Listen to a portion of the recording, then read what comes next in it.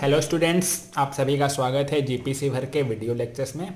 Students, last class में हम देख चुके हैं बायसिंग की हमें री यूज़ क्यों पड़ती है, हम लोग रीज़न क्या है बायसिंग करने का, कैसे कैसे तरीके होते हैं कि मतलब उसके कारण हमें बायसिंग करना पड़ता है।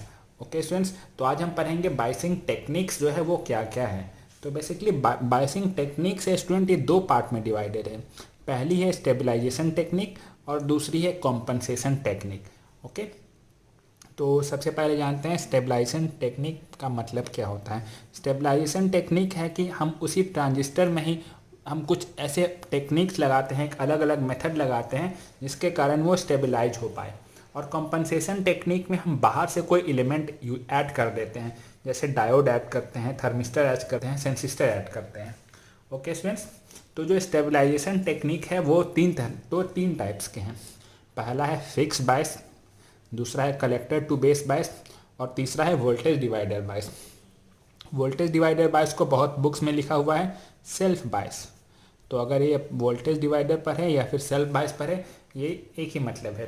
ओके, तो सबसे पहले देखते हैं फिक्स बायस क्या है, इसे फिक्स बायस क्यों कहते हैं। ओके सर, तो फिक्स बायस में ये हमारा ट्रांजिस्टर है, ये हमारा जो आप देख रहे हो ये हमारा ट्रांजिस्टर है। ओके, ये इसका एमिटर जंक्शन है, ये बेस जंक्शन है, ये कलेक्टर जंक्शन है। यहाँ पे हम क्या करते हैं स्टूडेंट, जो वीसीसी के थ्रू दो रेसिस्टर के पास कनेक्ट करते हैं ट्रांजिस्टर को।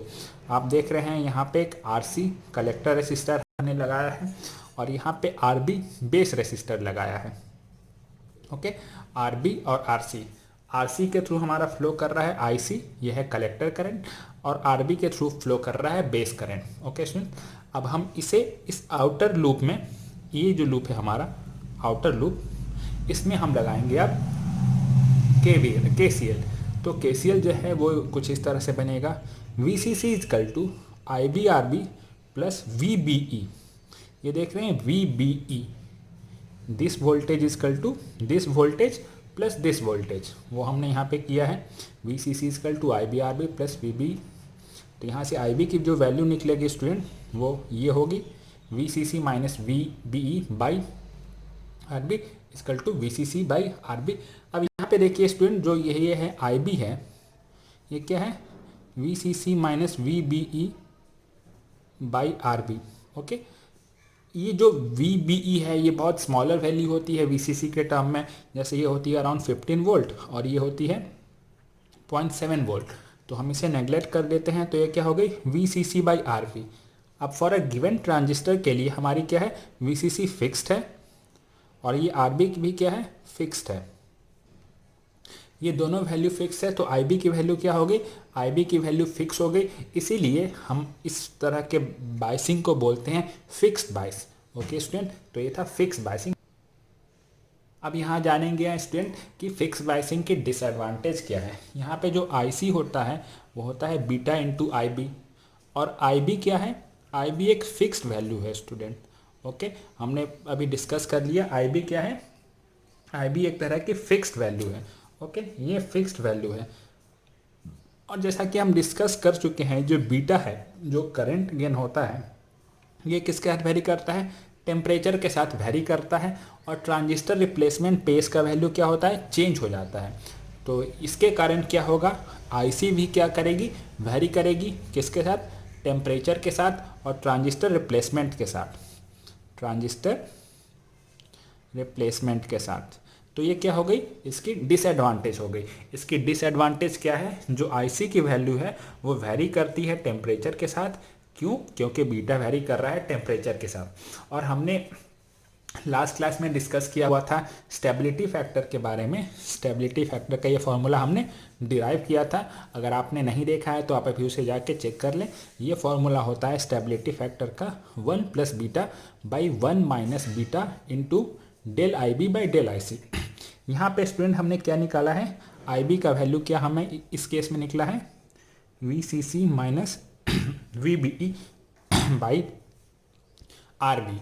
ओके स्टूडेंट्स, अब यहाँ पे हम del I B by del I C करेंगे तो क्या होगा, ये ज़ीरो हो जाएगा क्योंकि यहाँ कोई आई सी का टर्म ही नहीं प्रेजेंट है। ओके, मतलब ये पार्ट क्या हो गई, ज़ीरो हो गई। अब इसे हम पुट करेंगे इसमें तो क्या आ गया 1 plus beta by 1 minus beta into 0, ये क्या हो गई 1 प्लस बीटा।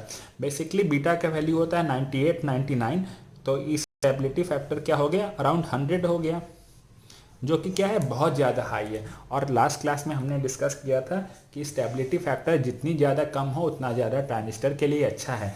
तो एक डिसएडवांटेज की दूसरी और क्या है कि जो फिक्स बायसिंग टेक्निक है उसकी स्टेबिलिटी फैक्टर क्या होती है, उसकी स्टेबिलिटी फैक्टर बहुत ज़्यादा होती है।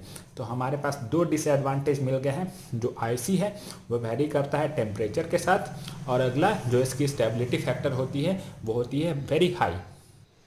जो हमारा सेकेंड बायसिंग टेक्निक है स्टूडेंट, वो है कलेक्टर टू बेस बायस। इसमें हम क्या मॉडिफिकेशन कर रहे हैं, इसमें ये जो हमने ट्रांजिस्टर लगाया है इसके पास भी हम दो रेसिस्टर लगा रहे हैं, एक आरसी लगा रहे हैं, एक आरबी लगा रहे हैं। लेकिन आप देख रहे हैं यहाँ पे आरबी के ऊपर आरसी लगा हुआ है। आरबी और आरसी ये कनेक्शन आप ध्यान में रखिए, ये कौन सी कनेक्शन है, ये है कलेक्टर टू बेस बायस। यहाँ पे क्या है, ऊपर से करंट फ्लो कर रही है आईसी प्लस आईबी, और यहाँ से इस बेस के अक्रॉस जा रही करंट आईबी, और फिर इस ट्रांजिस्टर के अक्रॉस आ रही है। अगर हम इसमें लगाएं इस लूप में लगाएं अगर हम केसीएल, तो हमें क्या इक्वेशन मिलेगा, V C equal to I B plus I C into R B plus I B R B plus V B E. यहाँ पे वोल्टेज है V B E. Okay sir, यहाँ से एक आई बी का वैल्यू निकल गया। और फिर हम आउटपुट लूप में लगाते हैं। आउटपुट लूप हमारा कौन सा है स्टूडेंट, ये वाला लूप है हमारा आउटपुट लूप। ये है आउटपुट लूप और ये है इनपुट लूप। अभी हम आउटपुट लूप में केसीएल लगाते हैं तो हमें क्या इक्वेशन मिलेगा, V C C equal to I C R C plus I B R C plus V C E. यहाँ पे वोल्टेज जो प्रेजेंट है ये है V C E. Okay student, इस दोनों को हम अगर ऐड करें इक्वेशन ए और इक्वेशन बी को, तो हमारा जो आई बी निकलेगा वो ये हो जाएगा स्टूडेंट, वो ये हो जाएगा स्टूडेंट, वो ये हो जाएगा। ओके तो यहाँ से अब यहाँ से ये हो जाएगा। अभी आप देखिए क्या हो रहा है स्टूडेंट, अगर आईसी क्या है, अगर हमारा किसी कारणवश जो है आईसी की वैल्यू क्या होती है, चेंज होती है। ओके स्टूडेंट, मान लीजिए आईसी की वैल्यू यहाँ पे किसी कारणवश चेंज हो जाती है, जैसे टेम्परेचर वेरिएशन की मैंने बात की थी, तो इस यहाँ पे क्या हो जाएगा, ड्रॉप बढ़ जाएगा। आरसी के अक्रॉस क्या होगा, ड्रॉप इंक्रीज कर जाएगा, वो जो वोल्टेज ड्रॉप है वो क्या है, बढ़ जाएगा, जिसके कारण क्या है, वीसी का वैल्यू क्या है, घट जाएगा। ध्यान से सुनिए, अगर किसी कारणवश आईसी की वैल्यू इंक्रीज करेगी तो इसके अक्रॉस ड्रॉप क्या होगा, वो इंक्रीज हो जाएगा, और ड्रॉप इंक्रीज होने से वीसी के अक्रॉस ड्रॉप क्या है, घट जाएगा। ठीक है, वीसी के अक्रॉस ड्रॉप घट जाएगा, और उसके कारण क्या होगा, उसके कारण आईबी फिर से घट जाएगा, आईबी फिर से घट जाएगा, और आईबी के घटने के कारण क्या होगा, आईसी की वैल्यू भी क्या होगी, घट जाएगी। तो जो हमारी आईसी बढ़ी थी वो फिर से क्या हो गई, घट गई। तो इसका हम ये बोल सकते हैं एडवांटेज है फिक्स बायस के टर्म में। ओके, अब ये इक्वेशन हमने लिखा है, ये हमने आउटर लूप में ये इक्वेशन लिखा है। अब इसे हम लोग डिफ्रेंशिएट करेंगे विथ रिस्पेक्ट टू आईसी। तो ये जीरो पार्ट हो गया, ये पार्ट हो गया RC del I B by del I C. Okay, ये हो गया। ओके, तो यहाँ से del I B by del I C हमें क्या मिलेगा स्टूडेंट, ये मिलेगा minus R C by R B plus R C. Okay students, अब इसे हम स्टेबिलिटी फैक्टर के इक्वेशन में पुट करेंगे, 1 plus beta by 1 minus beta del I B by del I C, तो ये हमें ये इक्वेशन मिलेगा।